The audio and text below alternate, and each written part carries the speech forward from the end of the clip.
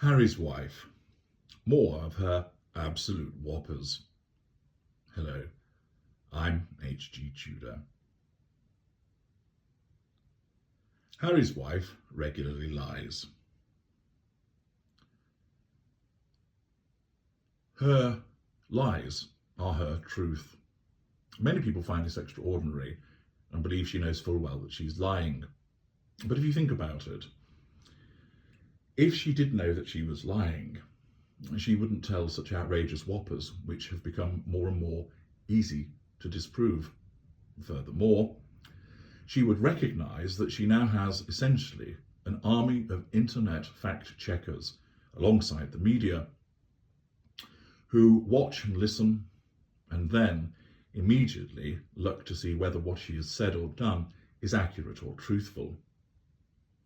More evolved narcissists, of course, wouldn't be putting themselves in that position in the first place. But even if they were, they would then become attuned to thinking, well, I better halt with telling more outrageous ones because I've now attracted attention from all these individuals who are looking to challenge me. And therefore, in those circumstances, wouldn't keep making the schoolgirl errors that Harry's wife keeps doing. She keeps doing it because her narcissism functions in this way. In the moment, and it's focused in the moment, it must deal with the issue of control and gain fuel. It doesn't care about what's gone before or what's coming next. All it cares about is the moment. And therefore, because of her level of delusion, and that she's a mid-range narcissist, her narcissism will cause her to say outlandish things without any due concern as to what she's said before and whether it matches up, or with regard to what might be the consequences of what she's saying. As long as it achieves the aim in the moment, then that's all that matters. And remember, in many instances, where she says these things, she's doing so to people who aren't going to challenge her. They're perhaps favourable interviewers, they may be supine news publications, they may also be individuals, for instance, who are fans of hers or are just too polite to say something. She also, of course, is thinking about those that are going to receive the information that are favourable to her, and she doesn't regard them as individuals that are going to challenge what she has to say. Her narcissism, through delusion, causes her to come out with these whoppers because, as always, it enables her to get to the prime aims, and it doesn't allow her to know that she's telling lies, because if she did, she'd hesitate. She would pause. It wouldn't be as effective. For her, because of the way that her narcissism has evolved, it has to be instinctive to enable it to happen more or less instantaneously. It has to do that so that the risk of control being lost is minimised. I mentioned elsewhere about the necessity of instinctive responses. So, for example, if you hear a loud bang, your startle response causes you to get down, causes you perhaps to duck under a desk if one's available. You don't do this. Oh, a loud bang. What does that mean? Perhaps a bomb has gone off. Oh, if that's the case, there could be debris flying through the air which could cause me harm, so I suppose I'd better make myself small or take cover. By the time you've thought all of that through, a piece of shrapnel is embedded in you or your head has been lopped off. Similarly, you have to respond instinctively as a form of self-preservation.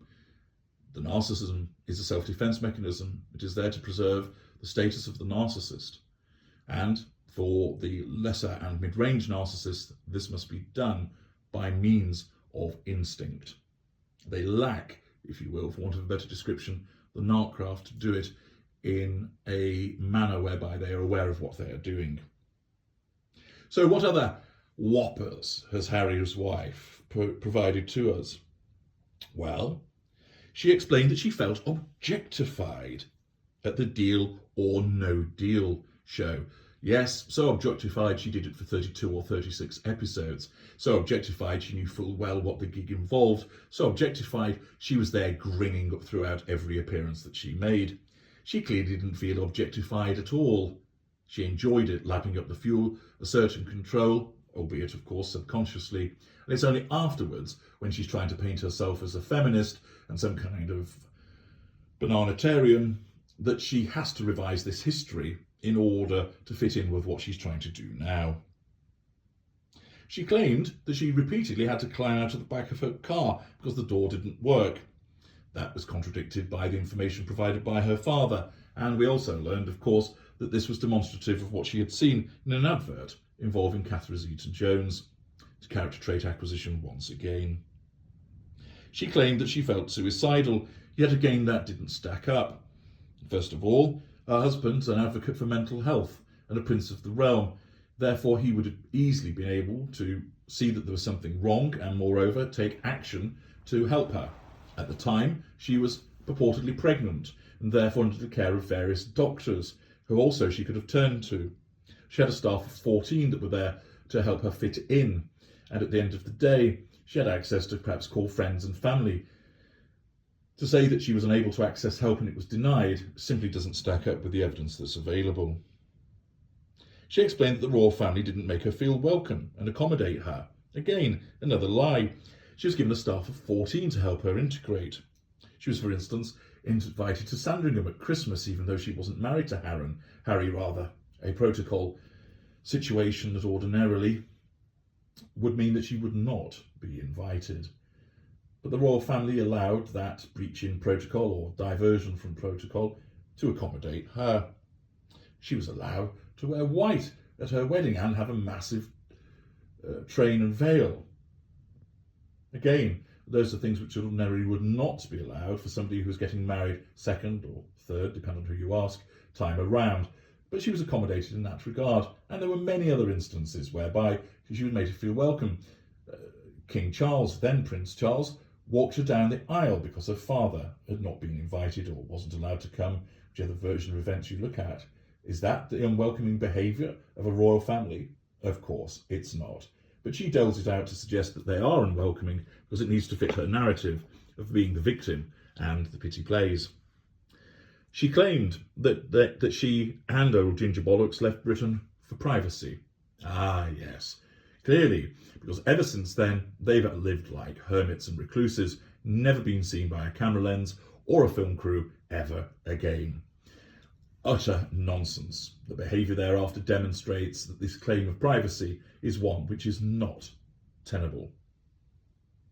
She claimed that she would not allow the press access to photographs of her children because the press had used the N-word in relation to her children. Again, this is nonsense. There's no evidence at all that this ever occurred, and indeed it's not a word that's commonly used in the United Kingdom, and moreover, not a word that the press would ever use because of the consequences and repercussions against them legally and through regulatory sanction. Not only would they not do this, there is no evidence that they actually had, and therefore this is another lie. Back in her TIG days, she claimed that she would go to Musso and Frank's for dinner, and do so after every tap and ballet lesson that she had with dearest papa, that she grew up on the set of Married with Children, and that she would have sushi rolls placed upon her lunchbox, all of which smacked of a privileged upbringing. But then all of a sudden, it switched to TV dinners and the salad at Sizzler. Which one's accurate? Maybe the former's the lie, which was done when she was undertaking the TIG in order to make her seem more interesting than she actually is.